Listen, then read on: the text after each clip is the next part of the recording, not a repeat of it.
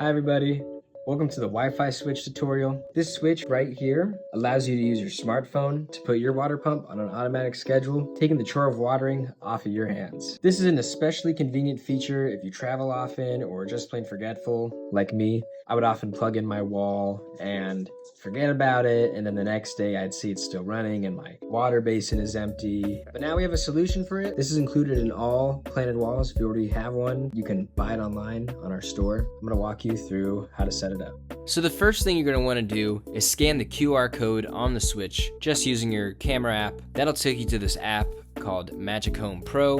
Go ahead and download it.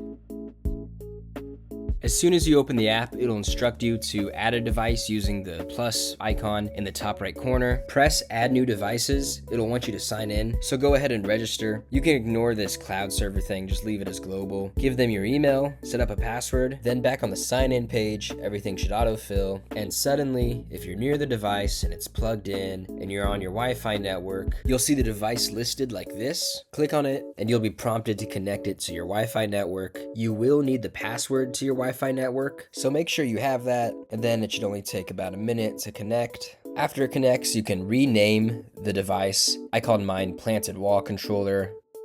And just like that, you can control your Planted Walls irrigation system remotely from your phone using the power button seen next to the name of the controller. But there's more. If you click anywhere else in that row other than the power button, it'll take you to more controls, which include the ability to put the switch on a weekly schedule, as well as this timer that you can use to turn off the wall in case you don't want to be responsible for remembering to turn off the pump later. Now, if you want to put your switch on a weekly schedule, you'll want to click on this alarm clock icon, which will take you to this timer menu. Simply press add timer, normal, pick a time. I like to water my wall at 6 a.m. before the sun comes up while it's still cool out. It's best to get your soil moist before the heat of the day to protect your plants. However, I am recording this in the middle of summer in Southern California, and that's not strictly true if the weather is more mild. I'm having this timer go off 4 days a week because it's been fairly warm. When you choose how many times a week to activate the switch, you should go with once or twice a week if temperatures aren't breaking 60 degrees Fahrenheit,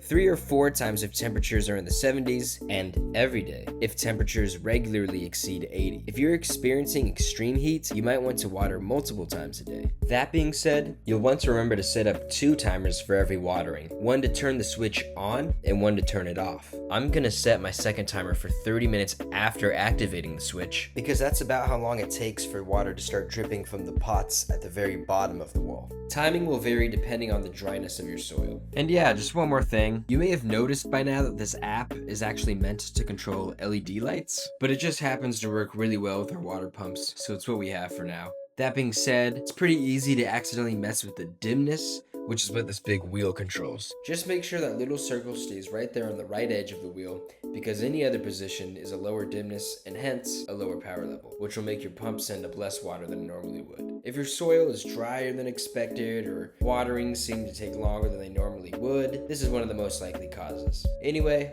hope this helped. Happy harvest, everyone.